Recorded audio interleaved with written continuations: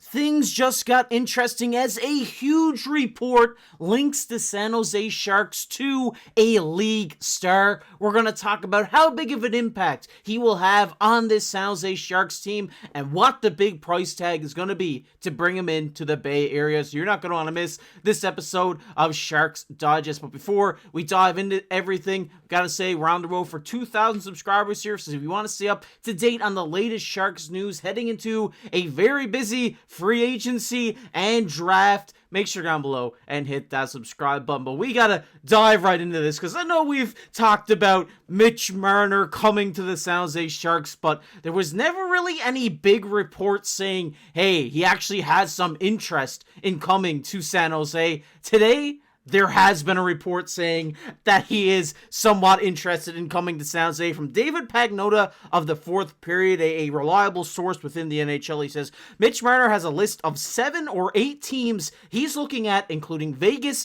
and Los Angeles. San Jose, Columbus, and Anaheim are preparing big offers as well. This is a bombshell that was dropped today saying that Mike Grier and the San Jose Sharks are preparing a huge offer to bring this guy into San Jose. And I think what we're looking at right now is Mike Grier and the San Jose Sharks saying, hey, we're willing to fork up the big bucks here for Mitch Marner. This guy, obviously, a star player in this league, and it's looking like maybe they're preparing a big $14 million AAV contract in my eyes. I mean, if you just take a look at this guy's stats, I mean, there's no doubt about it. This guy is a huge star in this league. 102 points, 81 games this season.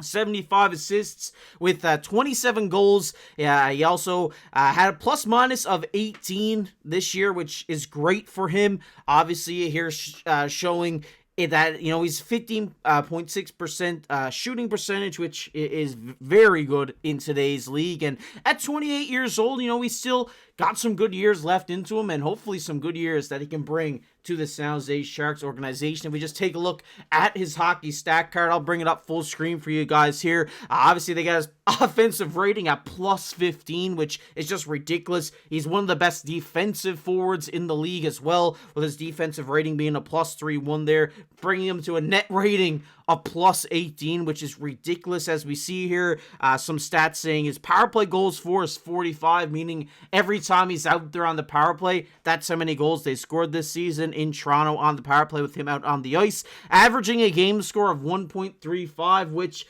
is a ridiculous stat in itself as well, and only having 27 penalty kill goals against. I think maybe it seems like a lot, but it really isn't, and we'll just keep moving on here as we just take a look at some of those hidden stats within, you know, the big stats. Power play goals, he had 6. He had 27 power play assists. He's really good on a power play. He excels with a man advantage and is just able to cycle the puck around and find players on the opposite ends of the ice and thread those passes through like he has a third eye at times. He also has 1 shorthanded goal, 1 shorthanded assist. This guy, a big drive for him is, yes, he's going to help out the offense, but he's going to help out the defense as well, as he is such a great penalty killer. He has 7 game-winning goals, with 3 of them being overtime winners. This guy is clutch in the regular season. I know a lot of you guys are saying, hey, he's not going to help us here come playoff time, but I think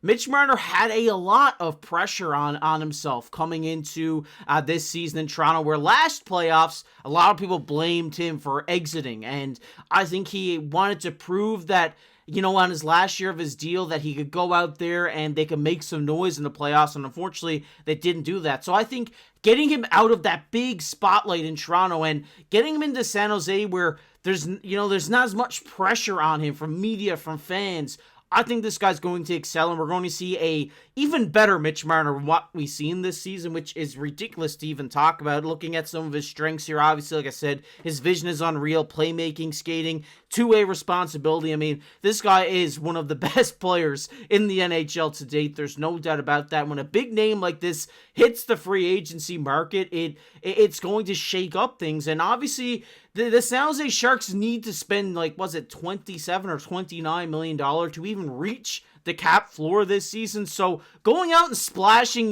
between 13 to 14 million on a big star like this, I think it's totally worth it, because I think going out spending that much money, bringing him in, and just maybe using the rest of your free agency, your money, to bring in some veterans, just build this team around what they already have right now, I think they could definitely be successful. I mean, Mitch Marner is going to be bringing you over a point per game. Pairing him up with Celebrini on this top line, it's going to be ridiculous. I mean, just looking at an initial roster, you have Celebrini with Marner and Eklund. I mean, that is a tremendous line. I mean, just having such great, playmakers in Celebrini and Mitch Marner, paired with William Eklund, who is also a great playmaker. These guys are going to be clicking on all cylinders all season long, and it's going to bump Mac's number up as well, because when you have a 100-point guy with you, Mac had a great second half of the season, was over a point per game.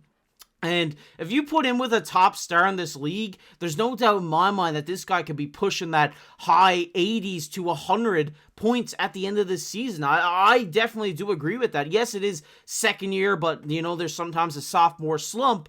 But I don't think that is the case for our boy Macklin Celebrini. And obviously, got William Eklund, a guy who really showed out last season every time he was on the ice. And this second line even is looking good. You drop Toffoli down to this second line now. You keep Will Smith at the center position, and maybe we see a guy like Quinton Musty come up here. I think looking at this top six, it's a lot of young guys paired with an older guy, a veteran, in Mitch Marner, who can come in, teach these young guys, his experience of playing, under the bright lights in Toronto, and just bring that much valued experience of being such a tremendous player in this league to these young guys. I think that also adds some value for bringing him in here too. And obviously, like I said, it's going to help power play. I mean, looking at an initial look at it, we can see Smith, Toffoli, Eklund, Celebrini with Marner. I think that would be an absolutely lethal power play, one of the most underrated in the league if that was to happen. And like I said, this guy's going to make an impact on the penalty killing as well, which is huge. I mean, this guy, he went out last season and I think he was averaging like two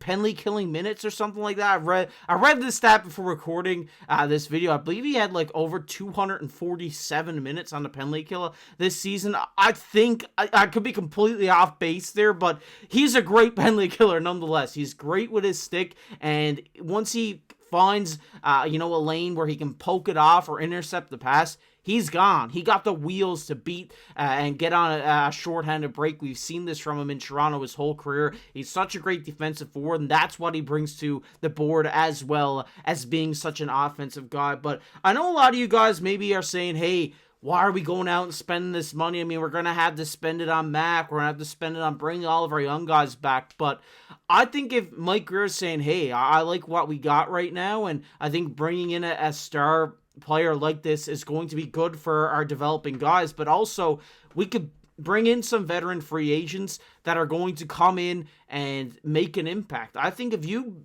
bring Marner in and bring some key role guys in here, I think, Avi, you're asking a lot for Askarov in his first season, but I think these guys can make a little bit of noise. But I want to hear you guys think, do you think you stick with the rebuild, or do you go out and make the big splash? Let me know down below in the comment section if you enjoyed. I'll leave a like, subscribe to the channel, but as always, I've been your host, KC. Keep your stick on the ice.